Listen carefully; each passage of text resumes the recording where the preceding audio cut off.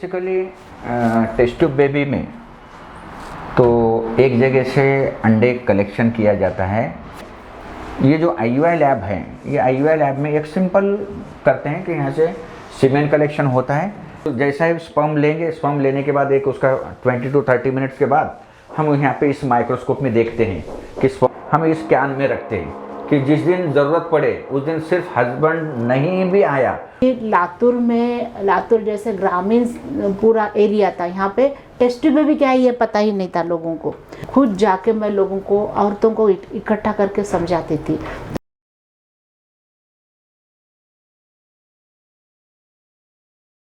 नमस्कार दर्शकों, स्वागत है आपका हमारे चौथे एपिसोड में। सबसे पहले तो मैं आपको धन्यवाद देना चाहूँगा कि आप हमसे बड़ी तादाद में जुड़ रहे हो। और मैं बताना चाहता हूँ, मैं फिर से आ गया हूँ डॉक्टर आमिर शेख सर के हॉस्पिटल में, KGN test tube baby centre Latur यहाँ पे।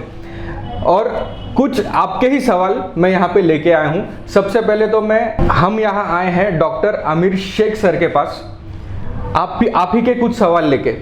तो सबसे पहले तो धन्यवाद, फिर से धन्यवाद कि आप हमसे बड़ी तादाद में जुड़ रहे हो। और कुछ सवाल मैं आज डॉक्टर आमिर शेख सर से करूंगा जो आपके द्वारा हमें आए हैं। और जैसे कि आपने हमारे पहले एपिसोड से तीसरे एपिसोड तक देखा कि कैसे इंटरनेशनल लेवल के लैब यहाँ पे आ चुकी है। आज 13,000 से भी ज़्यादा बांझ जोड़ों को आज संतान सुख प्राप्त करने में डॉक्टर आमिर शेख जी से मदद हो चुकी है। इनकी ट्रीटमेंट की वजह से आज उनके घरों में खुशियां आई हैं। तो कुछ आपके ही सवाल मैं डॉक्टर आमिर शेख सर से पूछूंगा। तो जो भी आपके सवाल हम पे आए हैं, मैं आपका ही एक प्रतिनिधि बन के डॉक्टर आमिर शेख सर के सामने आया हूं और आपकी तरफ से मैं कुछ सवाल पूछूंगा। और मैं रिक्वेस्ट करता हूं डॉक्टर आमिर शेख सर से कि कृपया आप इनके बारे में मुझे कुछ बताएं। तो सर, बहुत बहुत धन्यवाद हमें चांस देने के लिए। और कुछ सवाल हमें आए हैं, जैसे कि हम अपने YouTube चैनल्स पे आपके वीडियो प्रसारित कर रहे हैं और उसमें से कुछ सवाल ऐसे हैं कि जैसे पहला सवाल मैं आपको पूछता हूं कि कॉमन पीपल, एक साधारण लोगों को आप इनफर्टिलिटी के बारे में क्या बताओगे, इसके बारे में आप क्या डिफाइन करोगे? जनरली ऐसा होता है कि बहुत सारे लोगों को शादी के बाद 1 साल के अंदर ही 90% लोगों को बच्चा हो जाता है और 10% लोगों को दूसरे साल में बच्चा हो जाता है। अगर कोई मैरिड कपल 1 साल तक कोई भी फैमिली प्लानिंग का डिवाइस अगर यूज़ नहीं करता है, जैसा कि फैमिली प्लानिंग का उसके दिमाग में नहीं है और फैमिली प्लानिंग का कुछ उसने यूज़ नहीं किया, जैसा पिल्स है, निरोध है, यूज़ नहीं किया और उसके बावजूद भी बच्चा नहीं हुआ, तो 1 साल तक अगर बच्चा नहीं हुआ तो this is the first warning sign कि शायद ये इनफर्टिलिटी हो सकती है। तो इसका फिर से अगर डिफाइन करें तो अदर कोई भी कॉन्ट्रासेप्टिव डिवाइस यूज़ नहीं करते हुए अगर 1 साल तक बच्चा नहीं होता है तो उसे हम बांझपन कहते हैं। जी, बहुत शुक्रिया। तो जैसे लोगों, आपका ही एक सवाल था जो मैंने किया। मेरा एक दूसरा सवाल यह है कि समाज में औरतों को ही बांझपन के लिए दोषी ठहराया जाता है, तो क्या ये सही है? नहीं, बांझपन के लिए सिर्फ औरतें दोषी नहीं होते। बांझपन ये औरत की वजह से भी हो सकता है और आदमी की वजह से भी हो सकता है और कभी कभी दोनों की वजह से हो सकता है और कभी कभी दोनों में भी कोई प्रॉब्लम नहीं होता, उसके बावजूद बांझपन होता है। जैसा कि फॉर एग्जांपल अगर परसेंटेज में बता दिया जाए तो 40% लोग जो भी पेशेंट आते हैं तो उस पेशेंट में 40% लोगों में सिर्फ फीमेल का रोल होता है, फीमेल में प्रॉब्लम होता है। तो जैसा कि समाज में समझा जाता है कि 100% जो भी बांझपन होता है वो औरत की वजह से होता है और फिर दूसरी शादी करना वगैरह, ये जो कार्यक्रम चलता है वो सब गलत है। बेसिकली 40% केसेस में औरतों का रोल होता है, 40% केसेस में आदमी का रोल होता है, 10% केसेस में दोनों का रोल होता है। इसमें कुछ प्रॉब्लम है, उसमें कुछ प्रॉब्लम है, दोनों में भी प्रॉब्लम है। और 10% ऐसे केसेस होते हैं जिसे हम अनएक्सप्लेन इनफर्टिलिटी कहते हैं, जिसमें औरत में भी कुछ दोष नहीं रहता, आदमी में भी कुछ दोष नहीं रहता और इसे हम अनएक्सप्लेन इनफर्टिलिटी कहते हैं, जिसकी वजह खुद डॉक्टर को भी मालूम नहीं होती। लेकिन इलाज करते वक्त इसमें भी हम IVF करते हैं। ऐसा नहीं है कि 10% में कुछ भी नहीं मालूम नहीं है तो बच्चा ही नहीं हो सकता, ऐसा नहीं है कि अनएक्सप्लेन इनफर्टिलिटी भी रही तो उसमें IVF के ज़रिए हम ट्रीटमेंट कर सकते हैं। और दूसरी बात यह है, इनफर्टिलिटी के टाइप्स के अंदर प्राइमरी इनफर्टिलिटी और सेकेंडरी इनफर्टिलिटी रहती है। प्राइमरी इनफर्टिलिटी जिसमें एक बार तो भी उस औरत को बच्चा हो चुका है या प्रेगनेंसी रह चुकी है, गर्भधारणा हो चुकी है, लेकिन पूरे दिन नहीं हो गया और बीच में अबॉर्शन हो गया, तो हम इसे प्राइमरी इनफर्टिलिटी बोलते हैं। प्राइमरी अगर बच्चा हुआ ही नहीं है, प्रेगनेंसी रही नहीं, अबॉर्शन नहीं हुआ, कुछ नहीं हुआ, तो इसे हम प्राइमरी इनफर्टिलिटी बोलते हैं, प्योर बांझपन। और किसी किसी कपल्स में ये होता है कि बच्चा रहता है, 2 महीने रहता है, 3 महीने रहता है, अबॉर्शन हो जाता है, या 6-7 महीने के बाद अबॉर्शन हो जाता है और उसके घर में एक भी जिंदा बच्चा नहीं है, तो वो भी बांझपन में ही आता है और उसे हम सेकेंडरी इनफर्टिलिटी कहते हैं। ओके, तो दर्शकों, जैसे आपने सुना कि ये सही नहीं है कि सिर्फ औरत को ही दोषी ठहराया जाए। सर, मैं और एक सवाल आपसे पूछना चाहूँगा कि सर, बांझपन के क्या क्या कारण हो सकते हैं? बांझपन के कारण, जैसा कि अभी थोड़ी देर पहले मैंने बताया कि 40% केसेस में फीमेल का रोल होता है, 40% में मेल का होता है, 10% में दोनों का रोल होता है, 10% में किसी का रोल नहीं होता। अब 40% फीमेल्स के कारण में अगर बताया जाए, मैं ये बताता हूँ, ये फीमेल जेनिटल ट्रैक्ट है, ये यूट्रस है, गर्भाशय है, ये नलियाँ हैं, गर्भ नलिका जिसको हम फॉलोपियन ट्यूब कहते हैं, ये ओवरीज है जिससे स्त्री बीज तैयार होता है। अब 40% केसेस में बहुत सारे मैक्सिमम जो होता है कि ट्यूबल फैक्टर होता है। इस नली अगर बंद हो गई तो यहाँ तैयार होने वाला अंडा यहाँ तक पहुँच नहीं सकता।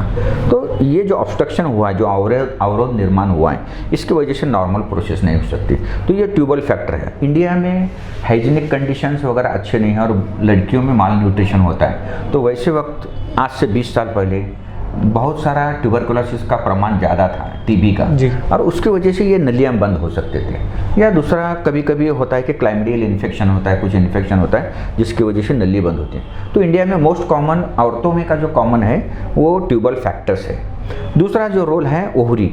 अभी के ज़माने में अभी के लड़कियां जंक फूड बहुत खाते हैं, तो जंक फूड खाने की वजह से, जैसे कि हमारी प्राकृतिक शैली बदल चुकी है डाइट की, और उसकी वजह से, जंक फूड की वजह से पीसीओडी इतना कॉमन हो चुका है, जैसा कि हम तो अब आप कह रहे हैं कि जैसा सर्दी जुकाम जैसा कॉमन है, वैसा ही पीसीओडी कॉमन हो गया है। और पीसीओडी होने की वजह से, यहाँ पे पीसीओडी का मतलब ये है, उसमें छोटे छोटे अंडे बहुत तैयार होते हैं, लेकिन एक अंडा छोटे से बड़ा होना, बड़ा होकर के रप्चर होना और उसका स्त्री बीज निकल के नली में जाना, ये प्रोसेस वहाँ पे रुक जाती है और इसकी वजह से अंडा नहीं है तो इधर से कीटाणु आने के बाद भी बच्चा हो नहीं सकता। तो this is called as ovarian factor, this is tubal factor. अब रहेगा यूट्राइन फैक्टर।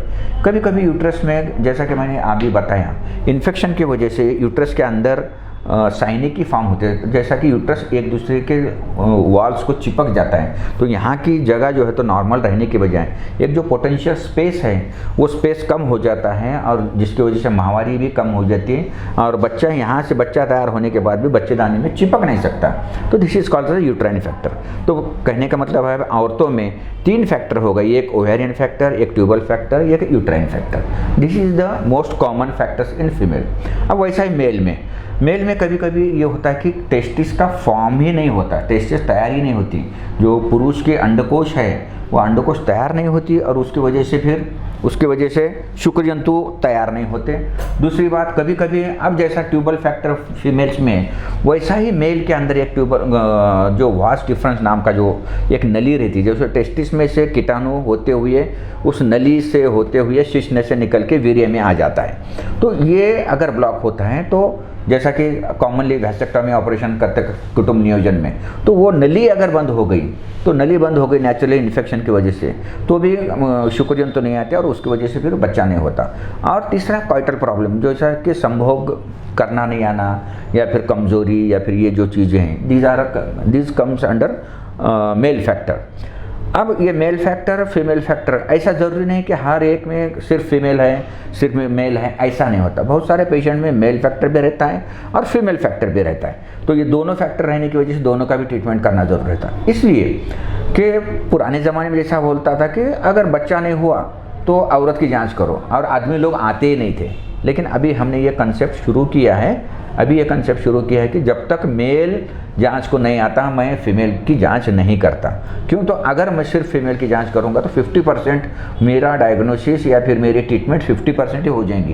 क्यों? तो जब तक मेल का ट्रीटमेंट नहीं होगा, उसके साथ फीमेल के साथ अगर मेल का नहीं होगा तो वो ट्रीटमेंट कंप्लीट नहीं होगी। जैसे कि दर्शकों आपने देखा कि सिर्फ एक कारण नहीं है, बहुत से कारण हैं कि सिर्फ औरतें ही दोषी नहीं होती, इसमें मर्द भी दोषी होते हैं, और सिर्फ औरतों का नहीं, मर्दों का भी ट्रीटमेंट होना उतना ही ज़रूरी होता है। डॉक्टर जी, मैं आपसे एक आखिरी और मज़ेदार सवाल पूछना चाहता हूँ। मैं सीधा आपको पढ़ के बताता हूँ, जैसे हमारे दर्शकों ने भेजा है।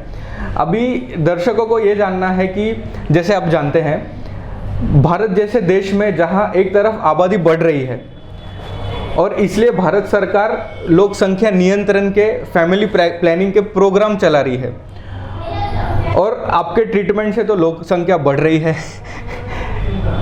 इसे आप कैसे एक्सप्लेन करेंगे? इसे मैं एकदम सिंपल तरीके से, सादे तरीके से समझा देता हूँ। जैसा कि बेंगलोर सिटी ऑफ गार्डन कहा जाता है। यस। बेंगलोर में बहुत सारे गार्डन है, तो इतने अच्छे गार्डन है, इतने खूबसूरत फूल हैं। तो इसका मतलब ये नहीं कि बेंगलोर के लोग घर में गार्डन नहीं करते या फिर अपना फूल का झाड़ नहीं लगाते। कि बाहर कितने फूल हैं, इससे ज़्यादा अपने घर में एक फूल है कि नहीं, ये बहुत इंपॉर्टेंट होता है जी। तो दुनिया में अगर कितनी भी लोक संख्या बढ़ गई, कितनी भी लोक संख्या बढ़ गई, लेकिन अपने घर में बच्चा नहीं होगा, तो उसका क्या मतलब है? और दूसरी बात, अब जैसा आपने कहा कि लोक संख्या नियंत्रण के लिए भारत सरकार फैमिली प्लानिंग प्रोग्राम चला रहा है।